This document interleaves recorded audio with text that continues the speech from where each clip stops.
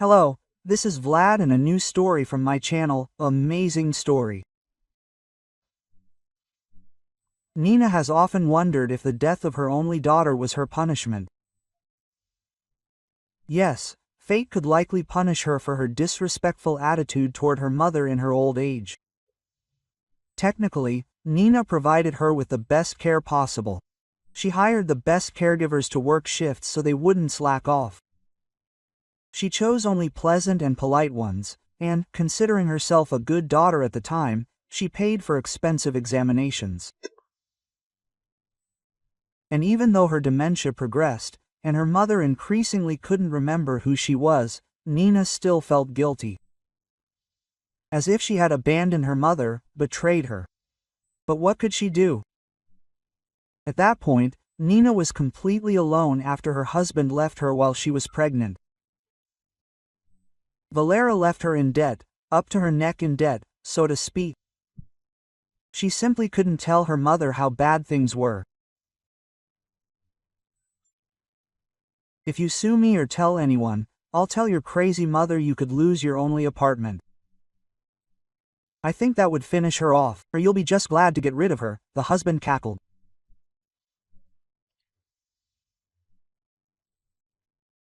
The man they once loved for 10 years simply up and left for a younger mistress. And this at the very moment when Nina finally managed to get pregnant after long attempts and a co-op procedure. And she was also worried about her mother, spinning like a squirrel in a wheel. But Valera mercilessly took advantage of the fact that she briefly handed over to him the management of their small furniture manufacturing business.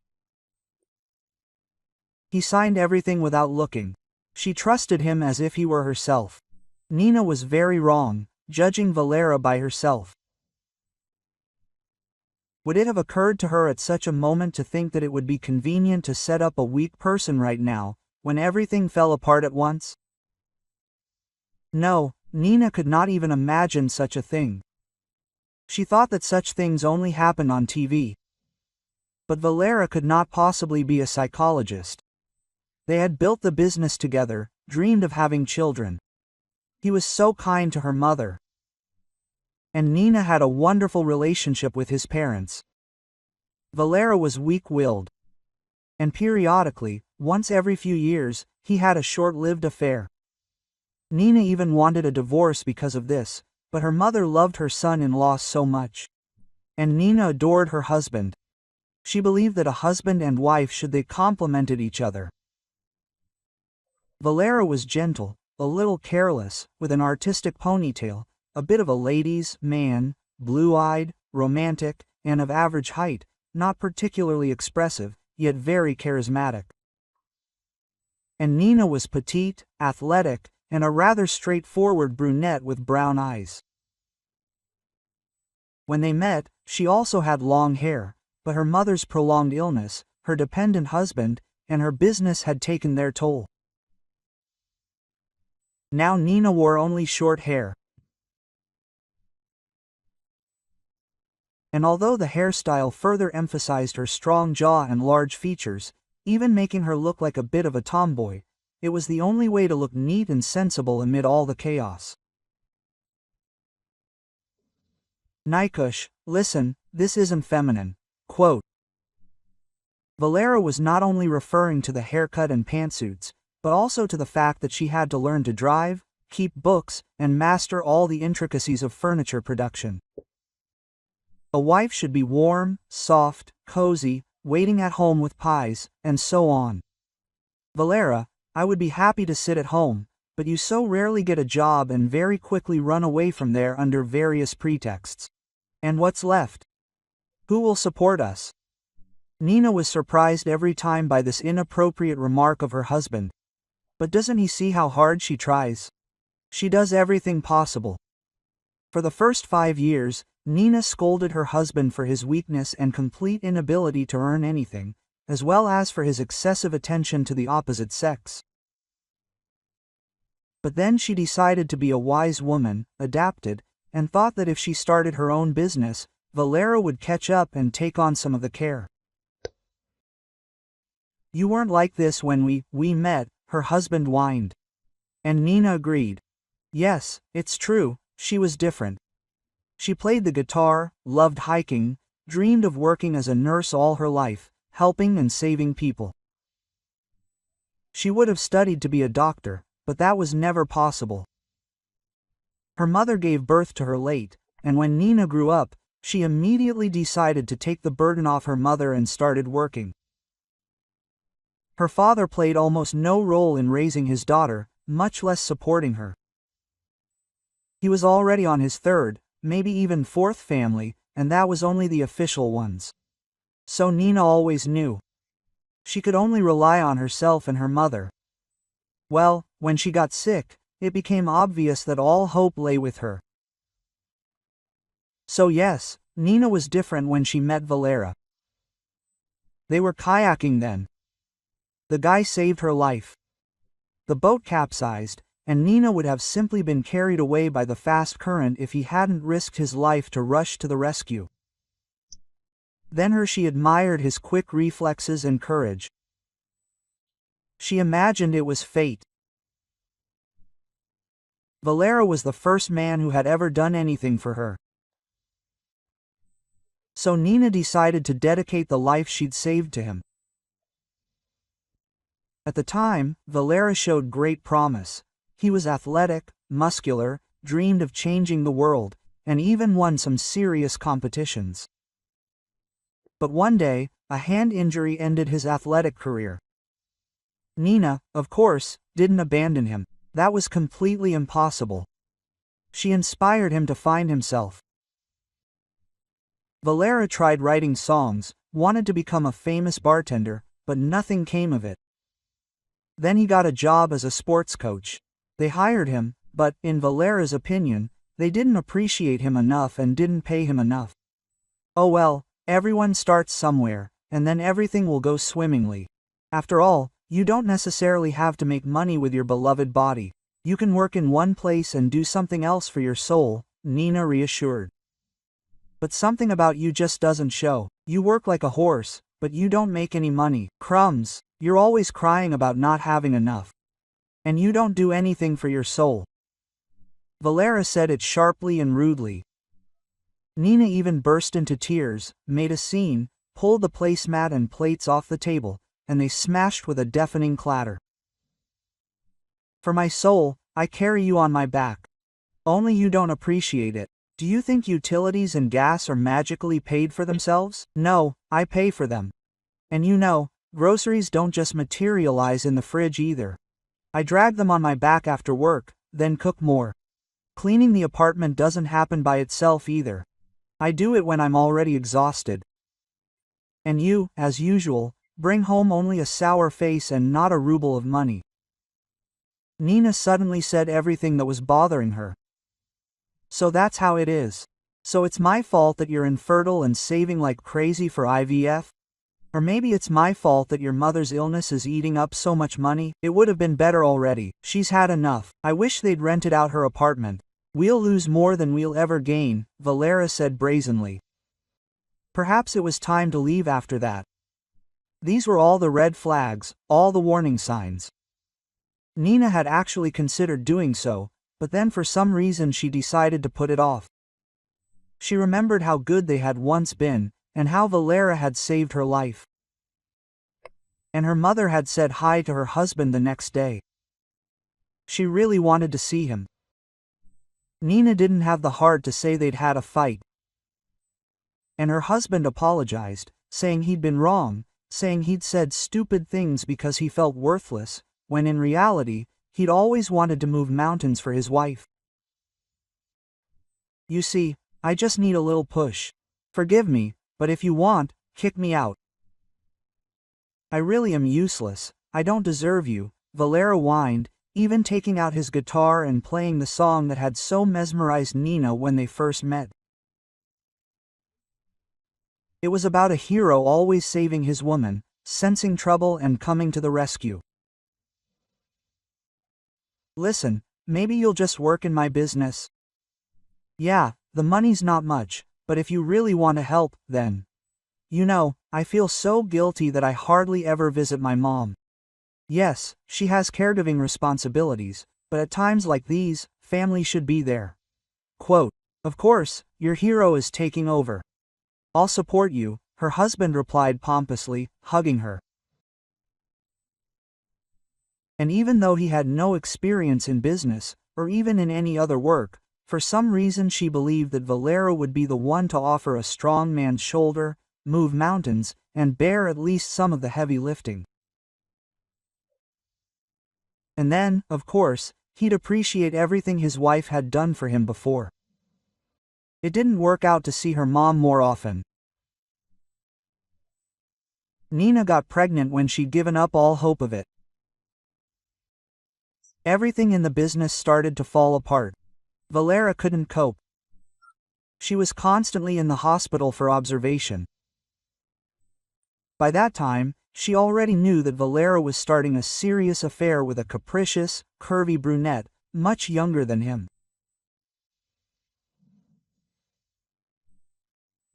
Her husband had said it like this: "You only have one life, and he wants to live it so that he won't regret anything in his old age." Quote.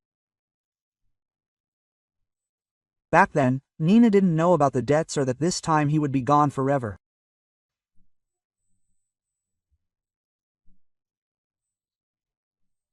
She went into labor on time. The doctor said everything would go well.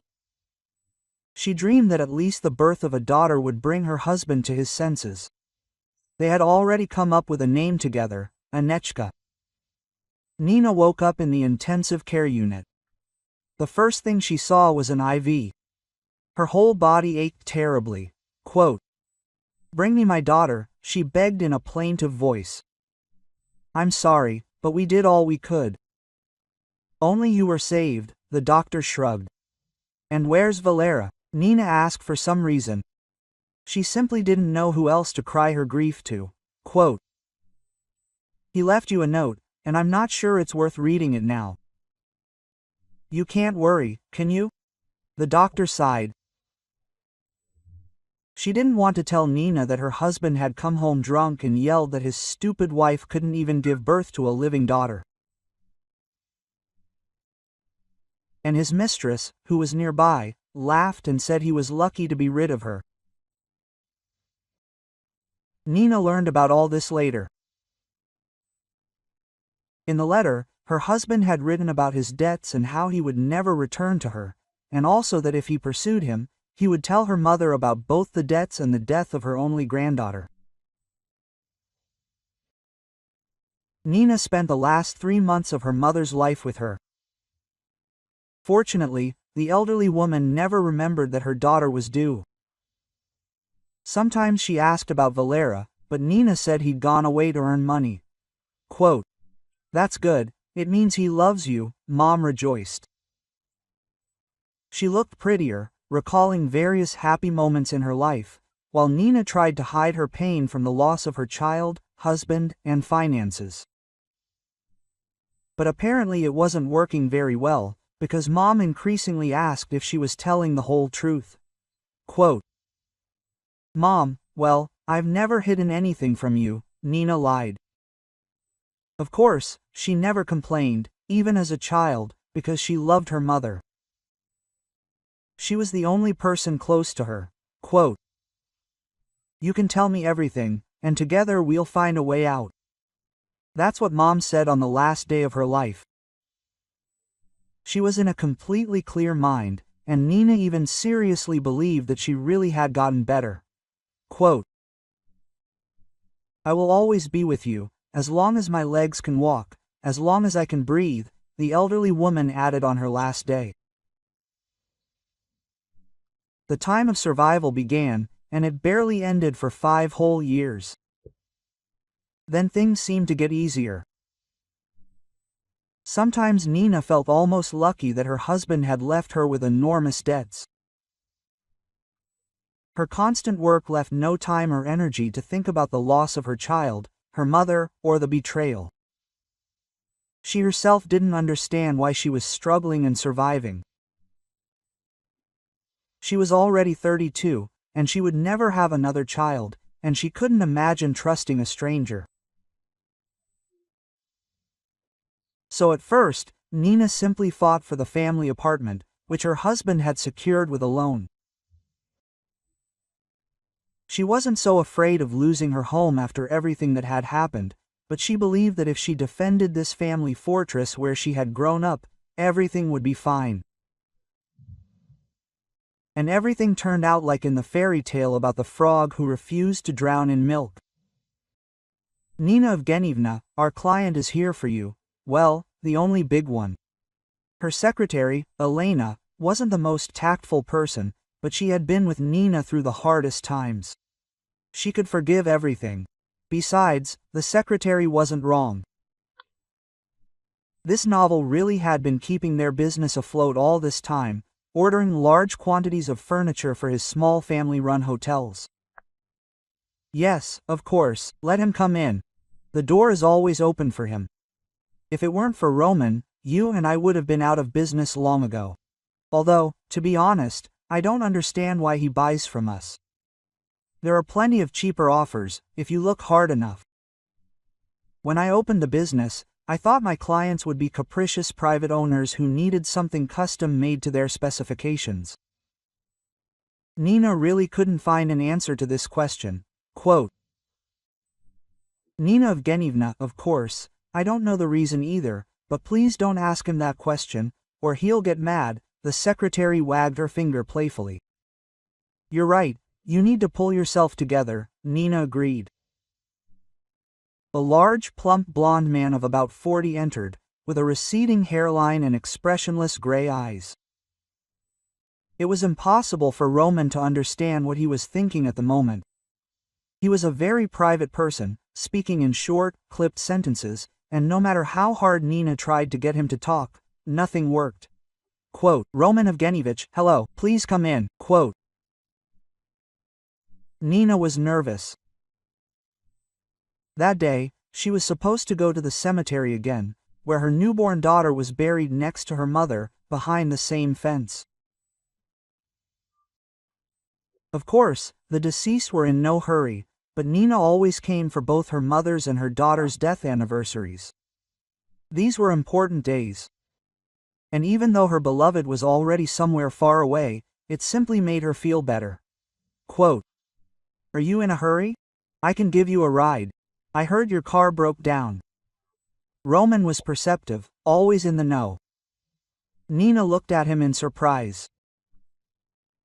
Even her secretary didn't know that she had to rely exclusively on public transport lately.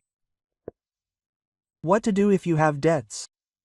You can't really splurge on a taxi. Only in the most extreme cases. Why did you decide that? I'm in no hurry, Nina said. Roman paused, then picked up a glass and poured water into it. Silently, he handed it to her. She took it with trembling hands, wanting to be indignant at why he was bossing around in her small office, but remembered that he was her only worthwhile client. Waving her hand, she burst into tears of impatience. Take it. Roman handed over some paper napkins and simply remained silent. And when Nina stopped crying, he said, I just know that you're not often at work on this day. You go to the cemetery, and my father is buried nearby, and I saw you. But you never noticed me. Would you like to go together? And when we get back, I'll give your car to my guys. Let them see if your dinosaur starts. It won't cost anything. I've opened a couple more auto repair shops here. I need to test the new ones anyway, so you might as well do me a favor. For some reason, Nina agreed. They went to the cemetery together. She was grateful to this silent man who didn't distract her from her grief with chatter. And so it happened that for the next 2 years, she and Roman went to the cemetery together on her mother's anniversary. Well, Nina didn't mention that she also went separately every year to see her daughter. She understood that Roman was courting her, but he wasn't rushing things. From the outside, it looked more like friendship. Nina even briefly confided in him about her relationship with her husband and hinted that she wasn't ready for anything serious yet. Well, okay, my wife left me too. I agree, it's hard. But you should know. I'm interested in you not only as a woman, but also as a friend. I felt I could trust you, and that's important. The man blushed and added, well, besides the fact that I like you. And so a new period began in Nina's life. Her relationship with Roma, though slowly, was gaining momentum. And yet, she sadly thought that a wounded bird like her couldn't make anyone happy, not even herself.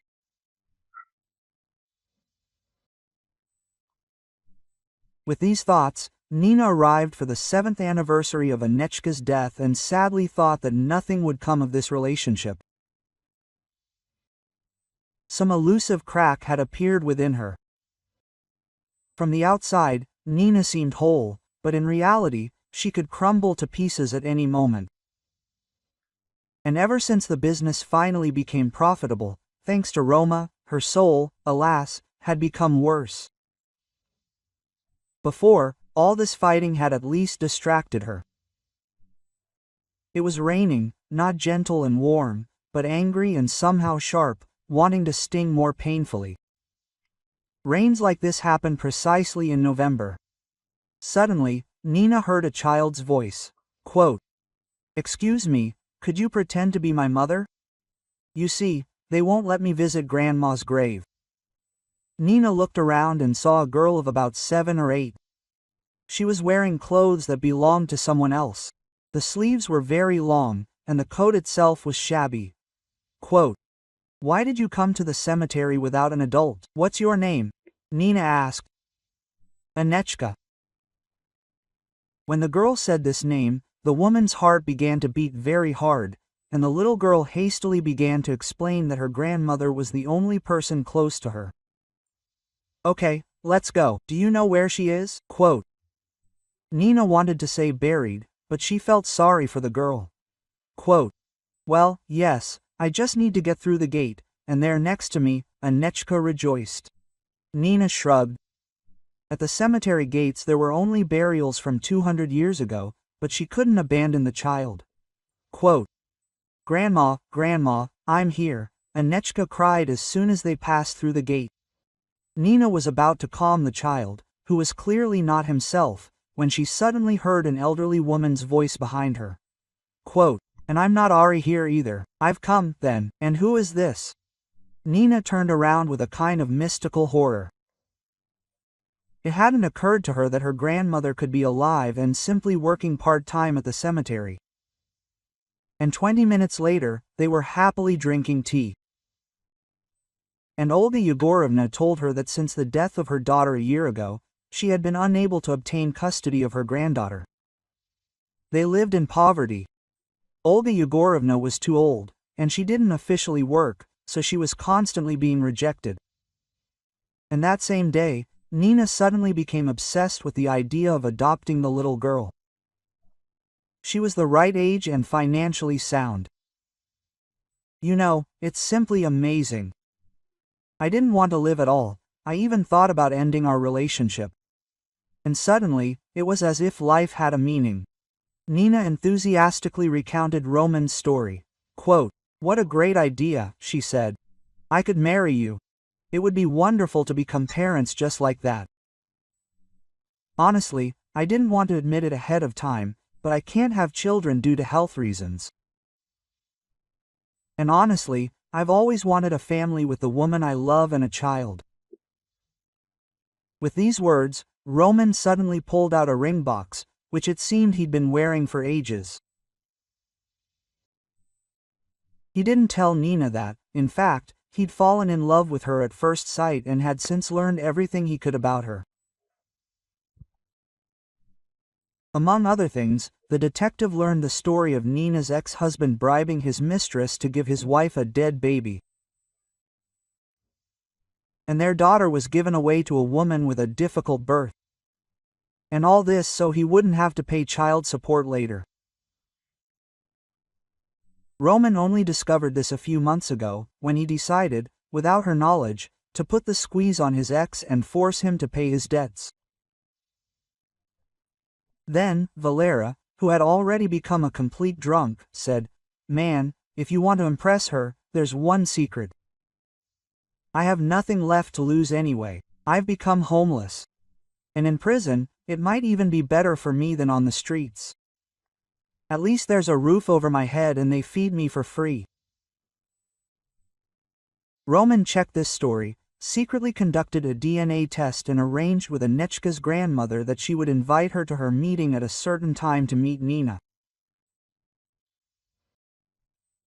He explained it to the elderly woman like this: his fiancée had long wanted to adopt a child, and he wants her to take this as a sign. "This is good, honey. I'm very sick, after all. And my daughter has gotten on my nerves quite a bit with her dissolute life. Anechka doesn't take after Larissa. She's a wonderful child, you won't regret it." With these words, the elderly woman agreed to help absolutely free of charge. And that's how this supposedly chance meeting took place. Roman decided that he would definitely tell his beloved that this was her daughter, even if she refused to marry him. He simply needed to make her happy. And he told her before the adoption. And that's when Roma's dream truly came true. He saw the most genuine, boundless happiness in Nina's eyes. Her eyes sparkled like two stars that pierce even the darkest galaxy with the light of love. That day, Nina understood the meaning of her dream, which she had seen more than once. Her mother came to her and said, "Anechka, be yourself. You'll see, and you will have love for life. This is what I dreamed of for you. Everything will work out. I'm looking after you. Just be patient a little." Nina thought it was a bad sign, that she would get sick, die, and then meet her mother. But everything turned out completely differently. Her mother only warned her about happiness. If you like the story, please support me with the thumbs up button. It's just one click for you, but it means a lot to me. Thank you.